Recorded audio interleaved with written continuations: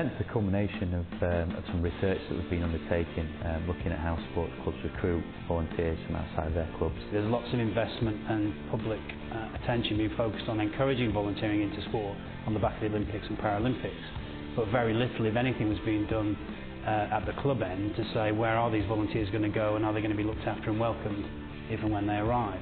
So I said, wouldn't it be good if we did some research to try and find some best practice about clubs that had recruited successfully from outside sport, and then see if we can get some messages from that, some lessons that we could pass on to the rest of the sporting world in time for the Olympics, so that when all these volunteers come forward, they'd be able to do a better job of looking after them and welcoming them into community volunteering. One phase of the research was to take the guidance to clubs that we knew didn't look outside the boundaries, and their first reaction was, well, no, I never really thought to do that.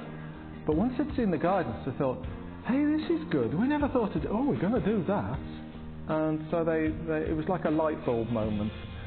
They felt, well, this is something we can actually do. You can just give us a brief introduction about your role with the club and why you actually looked outside of the club for volunteers. Yes, my actual role is the county coordinator for Nottinghamshire Amateur Swimming Association. The volunteer centre from Nottinghamshire approached me. I've been involved with them for the last 6 years, and it's attracted 18 volunteers over that 6 years from outside the sport.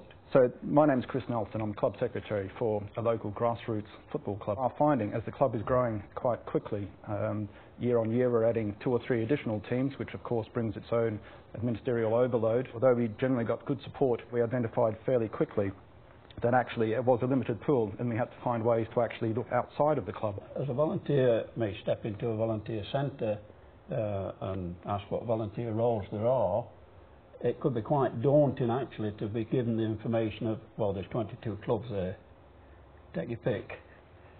So a volunteer coordinator or a county volunteer coordinator, I think in that situation is absolutely essential. So we actually split it down to 6 categories, and that's made it easier for the potential volunteer from outside of sports clubs to look at the opportunities that's there and decide which way they want to go within a club. Can you just talk about the process of recruitment with the volunteers, how it actually works? The potential volunteer will choose which way they want to go, which sport or which organisation they want to go to. Then they pass that information on to me as being the first contact. I will then get in touch with the potential volunteer. We'll have an informal meeting, discuss what their needs are. They will then choose a club which they think they'll like to go to. I will then contact that club, and then I'll get back to the volunteer quite quickly. I've arranged the time, the date and everything, and take them down to the club myself, so as they're not actually going somewhere cold twice. And it's at that stage where we discuss the needs of the volunteer and what the club can offer, etc. And at that point, they more than likely get placed within that club. I do follow them up probably a month to 6 weeks later. I get in touch with the club, see how the volunteer's going, if they're happy with them. I also get in touch with the volunteer again and see if they are happy with the club and the role they are doing.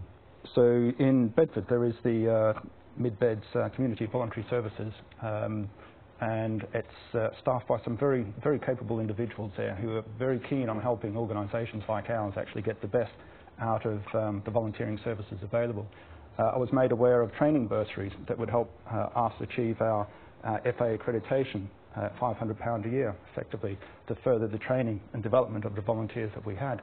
But more importantly, it gave me an insight into what the CBS could offer and the network that was sitting behind it as well. Okay, has anyone got any questions at this stage? Yeah, you're talking about your swimming clubs who are advertising for volunteers. Are they asking or advertising for general volunteers, or are they specific volunteers? To advertise for someone specific, such as a secretary, say a chief coach, which is level 3, which takes approximately 4 or 5 years to get to that stage, you're not going to go out there and find them sort of people. A new volunteer coming in from outside is to take them on for the role they ask for, and probably when they've settled in after a few months, maybe a year, whatever, if they're still there, move them along then.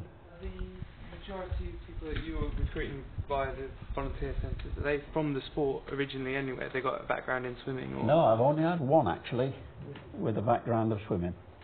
All the rest have been from outside the sport, no background in swimming whatsoever. What about persuading people of the worth of getting involved with a sport, especially maybe a small sport that they're not very involved with, that doesn't receive a lot of coverage? Is that a challenge, do you think? I think there's a clue to an answer there in what Roy said earlier, that out of all the placements he's coordinated, only one was interested in swimming. Presumably the others didn't say, oh, I've got to be a volunteer in swimming. It's just that the volunteer centre had a good relationship with Roy in swimming, and that's why they got connected to swimming. If that volunteer centre had a good connection with fencing, some of them may well have gone to fencing clubs. So it's establishing that partnership that's going to create the link to feed the volunteers in. I think that's a critical feature of the success of both Roy and Chris. I guess promoting the club in a way that it makes it appealing for them to join us rather than perhaps the club down the road is one of the endeavours that we need to take on to make it appealing and an experience ultimately once they make the first inquiry.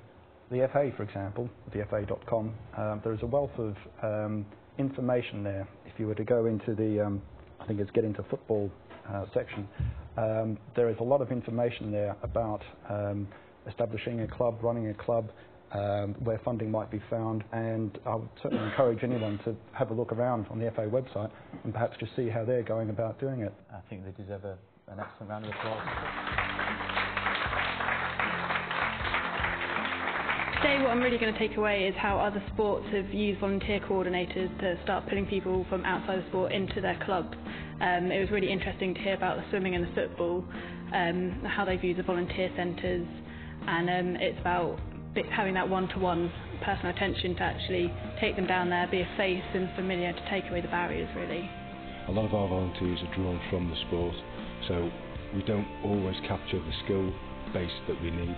The idea of looking outside of the club environment for volunteers I think is becoming quite crucial, so it's something we'll be looking at working with.